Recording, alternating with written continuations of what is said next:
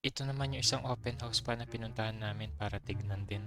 Kung napanood niyo yung previous vlog, detached yung bahay na yun, ito naman semi-detached.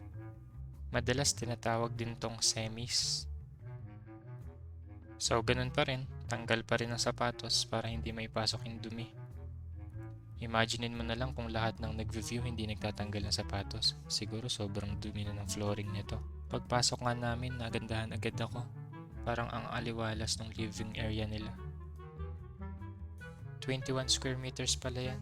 Diyan na rin nila naisipan ilagay yung dining table. Yang couple na yan, nakita rin namin yan sa una naming pinuntahan na bahay. Tapos ayan yung broker. Siya yung nag-a-assist sa mga potential buyers. Tapos ayan, pinasign up niya nga muna si Hana para dun sa listahan ng mga nag-view ng bahay. Ayan, simulan na natin yung house tour. Si Hana na yung bahala kumausap dun sa broker. Ito maliit na built-in storage lang. Kung mapapansin nyo, yung ceiling nila dito medyo mataas. Ito naman yung 4-piece bathroom setup nila. May sink, toilet, bathtub at shower. Kaso nandito yung problema sa likod ng kortina. Sobrang mahal siguro talaga ng renovation dito kaya hindi na nila piniling ayusin tong sirang wall. Kapag hindi pa ipinaayos yan ng next owner, mas malaking problema yan na pwedeng pagmulan ng water leak. I-check naman natin tong bedroom. Isa nga lang pala tong bedroom dito sa upper level. 12.4 square meters nga pala yung sukat niyan. Meron din namang built-in closet pero hindi ko na ipinakita. Dito naman sa bintana makikita natin yung backyard saka yung veranda.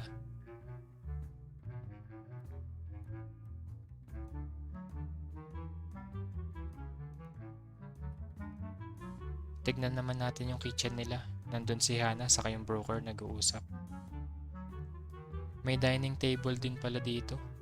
Hindi ko alam kung dining table nga ba yung nandun din sa living room.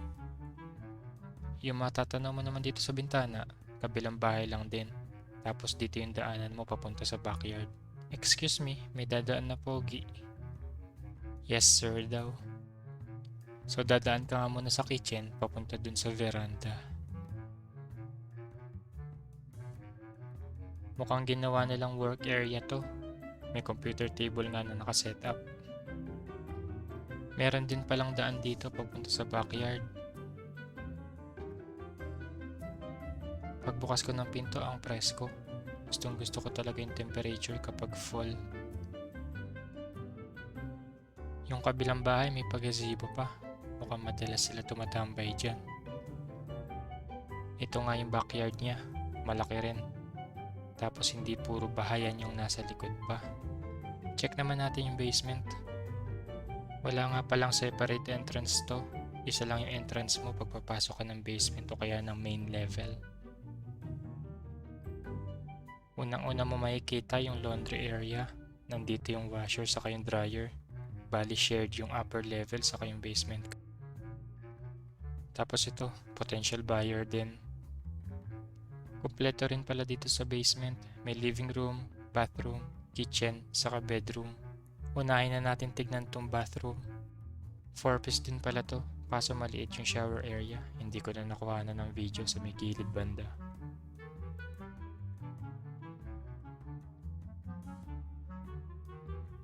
Next naman natin tong kitchen. 11 square meters nga to.